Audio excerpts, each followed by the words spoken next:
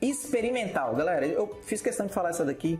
Algumas pessoas perguntam, têm dúvida. Na internet, você lê, você só vê aqueles passo a passo abstrato, você não consegue entender nada. Eu tentei procurar aqui, para quem quiser fazer uma pesquisa experimental, tentei trazer os passos de como eu faria. Nunca tive a oportunidade de fazer uma pesquisa experimental, mas eu conheço bem quais são os passos e tentei trazer aqui de uma forma simples, da minha linguagem, para você. Então, logicamente, se encontrar aí algum professor que já fez algum estudo experimental e quiser colaborar mandando algum vídeo ou até mesmo fazendo um comentário, sinta-se à vontade para ajudar a gente, tá bom?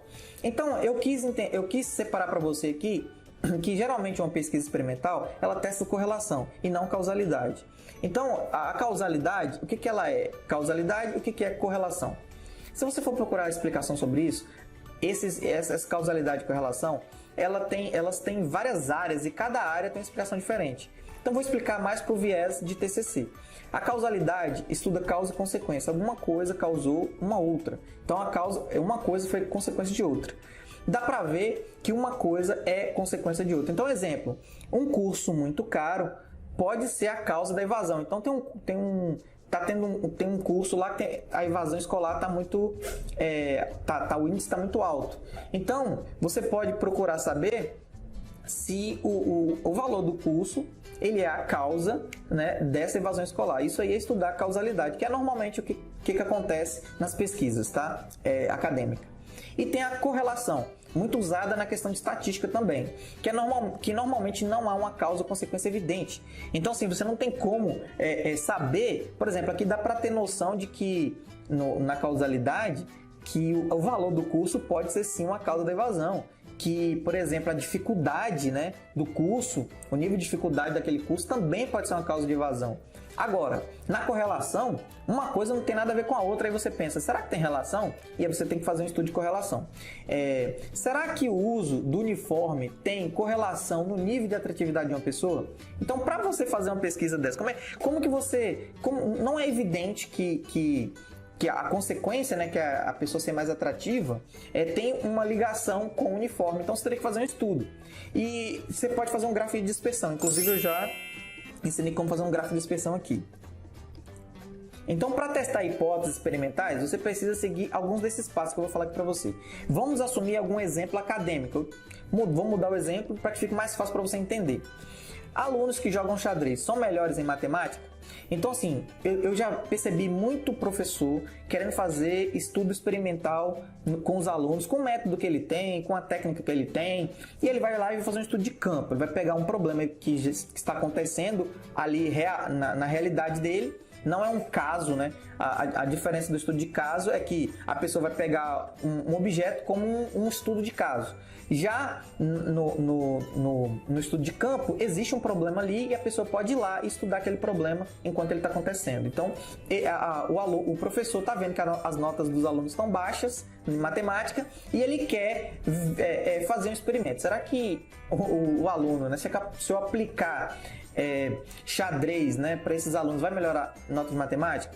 Para que ele fizesse esse experimento seria muito mais difícil, porque ele teria que passar muito tempo ensinando os alunos a estudar xadrez, até ele chegar numa outra etapa. Então ele poderia mudar um pouco o estudo e verificar se o xadrez ele tem relação com o raciocínio em matemática. Então ele faria um estudo de correlação. Então vamos lá. Então, primeiramente, você vai ter que listar as variáveis. O que é isso, professor? Então, você vai ter que pensar sobre o que você está correlacionando. Então, eu estou correlacionando nível de xadrez com o nível de matemática. Então, esse é o primeiro passo. Liste suas variáveis. Tem as variáveis independentes e as dependentes. Eu já falei sobre isso nos primeiros vídeos dessa série. Vou deixar aqui para você estudar mais. Então, você vai ter que arquitetar um experimento de correlação. Muitos alunos chegam, professor, mas como eu vou fazer? Me diz como eu faço para fazer uma pesquisa assim, assim, assado. Gente, para cada pessoa você tem que arquitetar um experimento. Você tem que arquitetar a sua pesquisa. Toda pesquisa é diferente. Muito aluno pergunta, professor, como eu vou fazer esse quadro? Professor, como eu vou fazer esse gráfico? Gente, não existe nenhuma padronização para como você vai apresentar os seus resultados.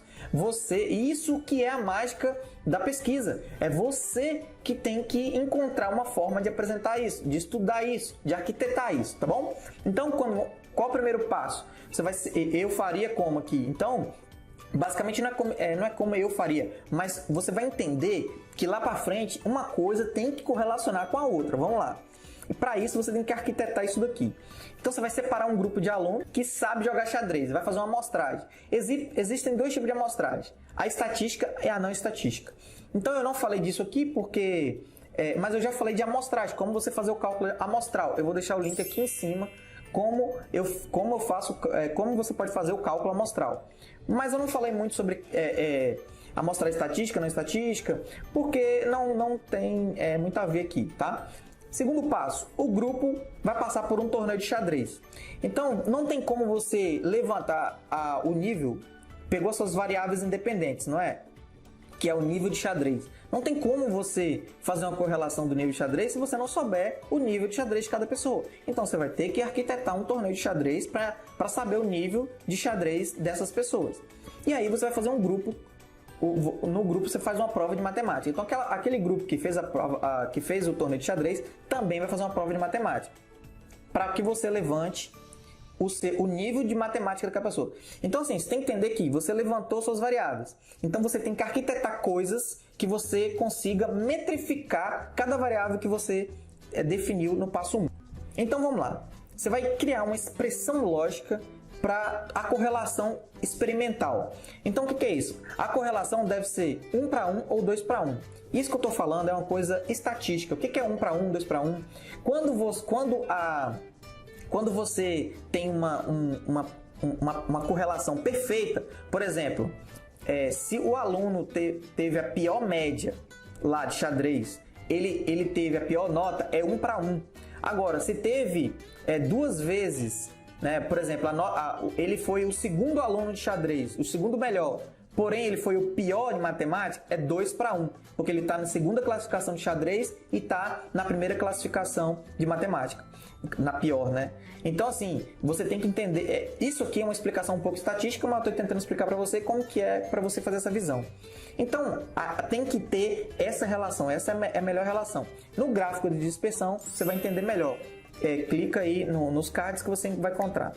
O nível de xadrez deve corresponder ao nível da prova de matemática. Então, o que é correlação? Forte correlação, correlação fraca.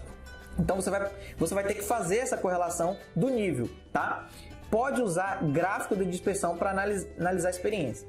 Então, o gráfico de dispersão, quanto mais aqueles pontinhos estão próximos ou fazendo um tipo de curva, um tipo de seguindo, né? Se for, ele estiver tudo juntinho seguindo para cima, é correlação positiva. Se estiver tudo juntinho, então é uma correlação positiva também, mesmo que esteja descendo. Agora, se ele estiver todo espalhado, aí é uma correlação negativa, tá? Então, você vai base de teste, hipótese, primeiro e último. O que eu chamo disso aqui? Isso aqui é uma coisa que eu pensei.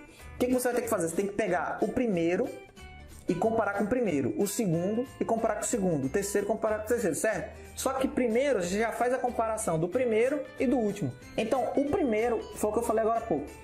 Então, eu vou passar para o próximo aqui, ó. O pior aluno de xadrez também deve ser o pior em matemática. E o melhor aluno de xadrez também deve ser o melhor em matemática. Então, isso é correlacional. Então, quer dizer, se realmente tem uma correlação, o pior aluno de xadrez deveria ser o pior aluno de matemática. Lembrando que isso 1 para 1 quando for ótimo e 2 para 1 quando for positiva, mas fora isso já não tem mais, já não pode ser enquadrado em correlação, não tem correlação. Então, se o aluno está em terceiro lugar em xadrez, mas vamos botar terceiro lugar, no nível de 1 a 10, né? Se ele tem está no terceiro nível, mas em matemática ele está no primeiro, quer dizer, ele é pior, então já não tem uma correlação, porque já passou de 2 para 1, tá 3 para 1, né? Entendeu? Então, eu gostaria de dizer obrigado. E você gostou? Curta, comenta e compartilha este conteúdo, porque ele é de alto valor. Então, muita gente aqui assiste, as pessoas falam, eu vou comentar depois, quando eu tiver melhor, eu vou assistir depois, quando eu tiver fazendo essa etapa. Então, muita gente deixa para depois. Eu vi isso muito acontecer na minha série de revisão de literatura. Agora, será que isso vai ficar livre para sempre? Não sei. Então, é melhor você compartilhar, curtir agora, para que faça com que esse conteúdo seja visível para muitas pessoas. Espero que tenha ajudado. Vejo você na próxima aula. Diga aí para mim o que você achou dessa aula. Foi produtivo? Te vejo na próxima aula. Até lá e bons estudos.